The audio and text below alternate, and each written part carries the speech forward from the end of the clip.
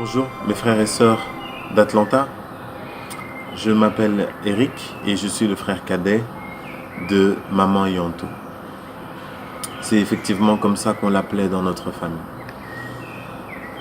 Je vais essayer, je dis bien essayer parce que Maman Yonto ne se résume pas et ne pourrait pas se résumer à une courte vidéo de quelques minutes. Mais je vais essayer de vous parler et de vous présenter Maman Yonto. Je sais que beaucoup d'entre vous ne l'ont peut-être pas connue de manière intime, proche. Et avec ces 3 points que je vais vous présenter, j'espère que vous connaîtrez, comme nous l'avons connue aussi, Maman Yonto, et que vous aurez une vision de ce qu'était cette grande dame et comment elle était précieuse dans la famille Mouloumé.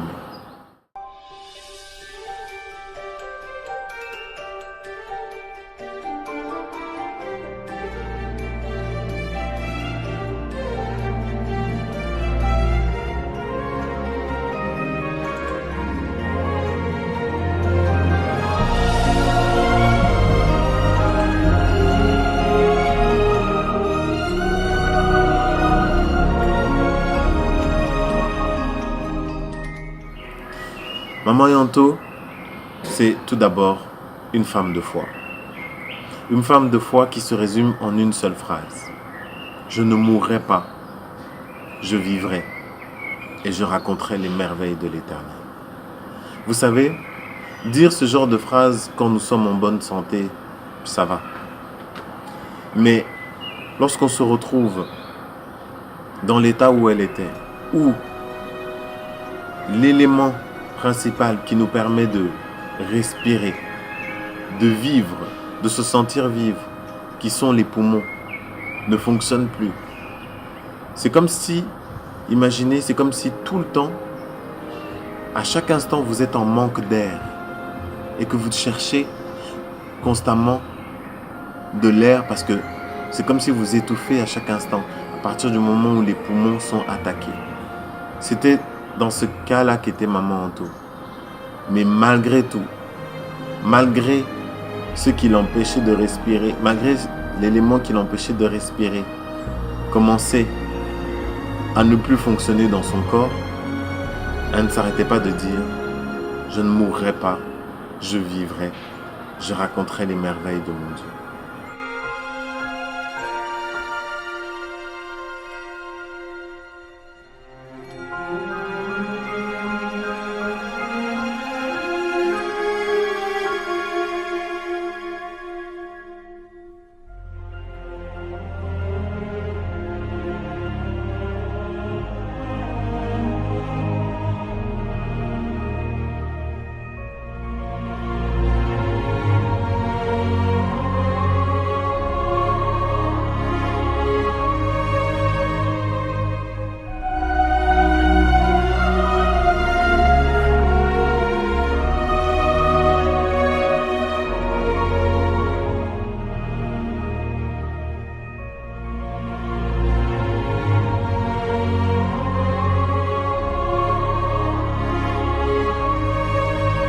ça, c'est Maman Anto, une femme de foi. Maman Anto, c'est l'humilité. Comme je vous ai dit, je suis son frère cadet de 17 ans de différence. Mais elle ne m'a jamais regardé selon mon âge. On s'est des fois assis longuement, où je la conseillais, où elle écoutait et elle appliquait les conseils. Maman Anto, c'est une femme pleine d'humilité. Ça ne la dérangeait pas de demander pardon, qu'on soit plus jeune ou moins jeune qu'elle, de venir s'humilier et de demander pardon quand elle savait qu'elle avait fait du tort. Ça, c'est Maman Anto. Et elle avait compris le principe de l'humilité précède la gloire. Parce qu'à chaque fois qu'elle a pris le temps de se rabaisser, d'écouter les conseils venant de personnes moins âgées, de personnes peut-être moins expérimentées qu'elle, à chaque fois, je le vois encore aujourd'hui pendant que nous préparons le deuil, je vois combien elle a été, comment on a reconnu sa grandeur au travers de cette humilité. C'est une femme très très humble. Vous savez, il faut être assez humble pour accepter que l'aîné, étant l'aîné d'une famille, étant l'aîné, accepter de venir et d'être à 100% dépendant de tous ses petits frères et sœurs. De l'accepter. Il fallait beaucoup d'humilité. Parce que la maladie la rendait totalement dépendante de nous. Et sans humilité, on ne peut pas poser. On ne peut pas faire ce qu'elle a fait. Vraiment. Pour terminer, Maman Anto, c'était une femme de communication. Maman Anto, on pouvait parler des heures, de tout. Maman Anto aimait communiquer. Maman Anto n'aimait pas rester sous la colère. Maman Anto prenait le temps de discuter. Maman Anto prenait le temps de mettre les choses sur la table et d'avoir une discussion. Ça, c'est Maman Anto. Maman Anto, c'était une femme qui aimait la communication, qui aimait échanger pour éviter les problèmes. Maman Anto, c'était la maman communicante. On pouvait tout lui reprocher, mais elle ne nous empêchait jamais de discuter et de communiquer sur un point. À tel point que c'est la chose qui m'a le plus manqué dès le départ. Vous savez, c'était la veille de son décès. Nous avions dormi à l'hôpital. Et au réveil le matin, là, alors que la veille, avant encore, on avait pu parler et échanger, la chose qui m'a le plus blessé et qui m'a plus fait mal durant toute cette période, c'est quand ce matin-là, on nous avait enlevé la communication. J'ai crié fort son nom. Elle ne pouvait plus répondre. Je l'ai appelée. Elle ne répondait plus par son prénom. C'est là où je me suis dit, oh Seigneur, si tu m'aurais laissé encore 5 minutes. Je me suis rappelé tout d'un coup de nombreuses choses que je voulais encore lui demander. De nombreuses questions que j'avais encore à lui poser que je ne pouvais plus. J'ai demandé les 5 dernières minutes parce que je me suis rendu compte que si on me donnait encore 5 minutes, j'avais encore tellement de choses à lui dire. Mais c'était la volonté de Dieu et nous nous en soumettons. Voilà pourquoi, pour terminer, le slogan que nous avions choisi pour elle, c'était « À jamais dans nos cœurs ». Et je sais une chose, c'est que maintenant qu'elle n'est plus là, la seule manière de dire que Maman Anto vit encore dans nos cœurs, est encore présente, la seule manière d'honorer sa mémoire dans nos vies, dans nos familles, c'est si nous pouvions tous suivre ces 3 principes qu'elle avait, qui étaient chers à Maman Anto. C'est-à-dire la foi, ne jamais perdre confiance en Dieu, l'humilité, ne jamais s'orgueillir de quoi que ce soit, et la communication. Profiter de chaque instant qu'on a avec sa famille pour parler et se dire les choses. Ne repoussez pas au lendemain parce que le lendemain, comme ça nous est arrivé, il nous était plus possible de dire quoi que ce soit. Si on respectait ça, on ferait honneur à la mémoire de Maman Anto. Que Dieu vous bénisse profondément, la famille d'Atlanta. Et je sais que dans les jours qui viennent, nous aurons encore l'occasion de nous réunir, de nous rencontrer et de parler encore d'elle et d'échanger encore les merveilleux souvenirs qu'elle nous a laissés. Que Dieu vous bénisse infiniment. À très bientôt.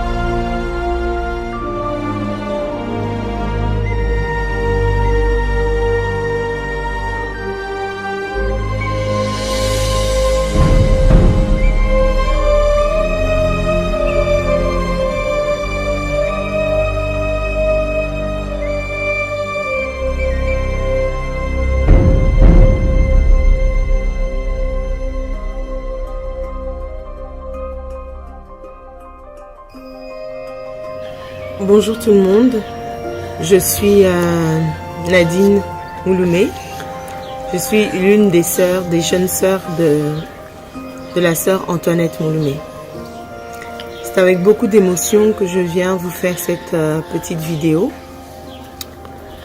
par ces moments difficiles, mais je sais à quel point la famille d'Atlanta, la famille chrétienne d'Atlanta que Yanto fréquentait, avait beaucoup d'importance et avait beaucoup de place dans son cœur. C'est pour cela que je viens, par cette petite vidéo, vous parler un petit peu, pour ceux qui ne connaissaient pas Maman Yanto, de qui elle était.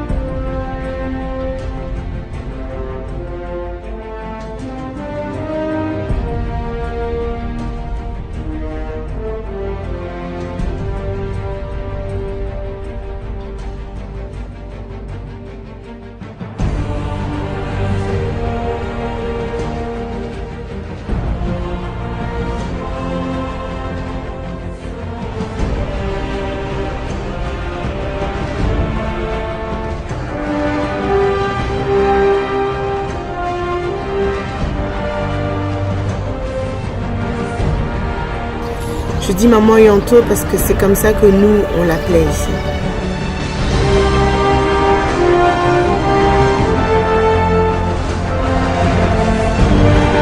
On l'a d'abord appelée Yanto, parce que c'est notre grande sœur. Quand nous-mêmes, nous avons eu nos enfants, alors elle a eu ce surnom affectueux qui est Maman Yanto. Pour dire vraiment que c'était la maman, la yaya de tous les mamans. Donc, Maman Yanto est née le 16 janvier 1969.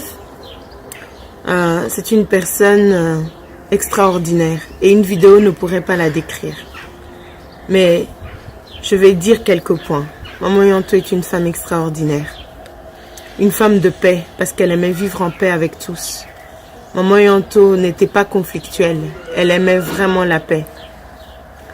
Maman Yanto, c'est aussi une femme de foi. Parce que durant tout ce parcours de maladie, depuis le moment où elle a appris qu'elle était malade, elle n'a pas cessé de croire. Alors elle a adopté ce verset qui est « Non, je ne mourrai pas, je vivrai, je raconterai les œuvres de l'Éternel ». Ça, c'était le dicton, ça, c'était le slogan de Maman Yanto. C'était cette phrase qui l'a accompagnée tout au long de ce parcours douloureux. Maman Yanto, c'était une femme de prière. Quand bien même le corps était affaibli, quand bien même la douleur pouvait être insoutenable, elle ne se réfugiait que dans un seul endroit, dans la prière. Oui, avec elle j'ai appris c'est quoi être une femme forte. Oui, elle avait beaucoup de force. Maman Yanto, comme on l'appelait aussi Mamounena, qui veut dire une grande dame, parce que c'est vrai, véritablement une grande dame. Même si les circonstances ou certaines personnes ont tenté de lui faire comprendre qu'elle n'était qu'elle était faible ou qu'elle n'était pas une bonne personne, mais c'était une grande dame. Une grande dame par son humilité, parce qu'elle était humble. Elle était humble. Elle pouvait être avec les petits comme avec les grands au même niveau. C'est vraiment ça que je retiens de Maman Yanto. Je retiens de Maman Yanto que quand bien même les choses semblent être décidées, quand bien même le diagnostic est lourd, Maman Yanto m'a appris qu'il faut croire. Qu'il y ait guérison ou pas guérison, il faut croire. C'est ça, c'est comme ça. C'est comme ça qu'on vivait avec elle. C'est vraiment une femme extraordinaire, d'une grande générosité. Elle a appris à donner, elle nous a appris à donner sans compter. C'est une personne qui donnait, qui pensait aux autres avant de penser à elle-même. C'est ça, Maman Yanto. Pour ceux qui la connaissent, tels que Joujou, Chantal, vous étiez ses sœurs aussi, au même titre que nous. Je ne pourrais pas citer tout le monde, mais elle vous aimait, elle vous portait dans son cœur. Et je tiens vraiment à vous remercier. Remercier particulièrement le pasteur Joseph, qui était vraiment un papa et un mentor pour Maman Yanto, qui l'a suivi, soutenu, et toute la famille chrétienne d'Atlanta. Yanto vous aimait et vous portez vraiment dans son cœur. La tristesse est là, mais nous savons qu'elle est dans la paix et elle est dans la gloire de notre Seigneur Jésus-Christ. Et c'est ça notre espérance, de la revoir lorsque le Seigneur viendra. Nous vous remercions.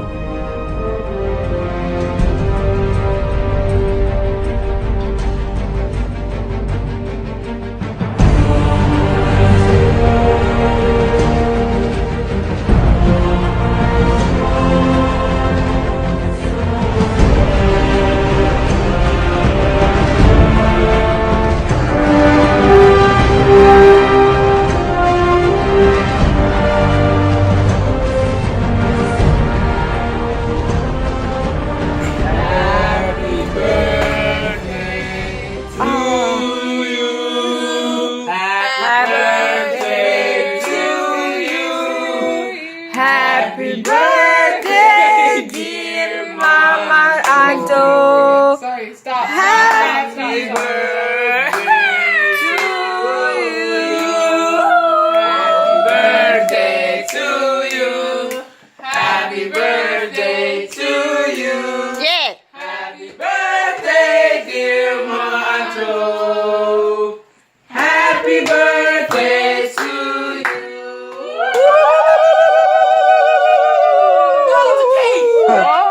Thank you. You're welcome. This is the cake made by Keta Zinga. My daughter. She made it with a lot of love. Thank you. And Mama Jujuba Coca. Thank you.